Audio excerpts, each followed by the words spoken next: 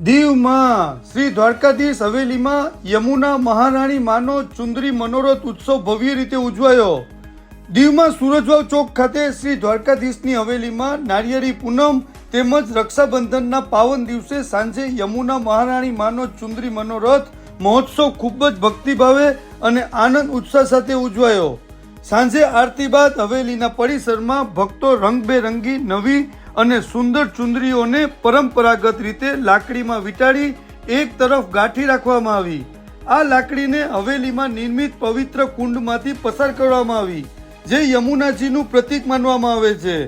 આ વિધિ દરમિયાન ભક્તોએ હરિધૂન અને કીર્તનોથી વાતાવરણને આનંદમય બનાવ્યું। પાણીમાંથી ચુંદરીઓને બહાર લાવ્યા પછી ઠાકોરજીના ચરણ સ્પર્શ કરાવી તિલક લગાવીને પવિત્ર બનાવવામાં આવી।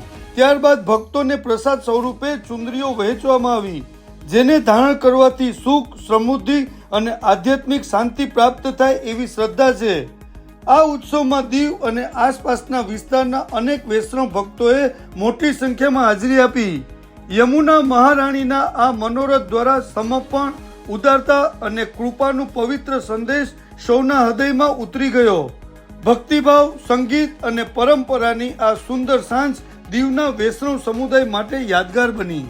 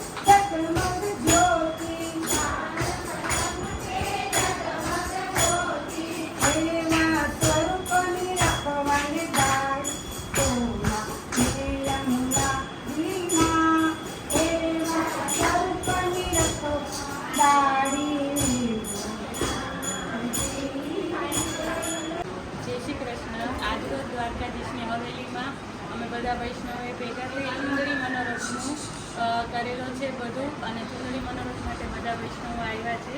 યમુના મહારાણીનો ચુંદડી મનોરથ આ બ્રજમાં થાય છે, અને આજે અમે અહીંયા હવેલીમાં આ મનોરથ કર્યો છે। આમાં બધા વૈષ્ણવો માતાજીને ચુંદડી ઓઢાડવાના ભાવથી બધે પોતપોતાની ચુંદડી લાવે છે, અને માતાજીને અહીંયા આવી રીતે ચુંદડી ઓઢાડવામાં આવે છે।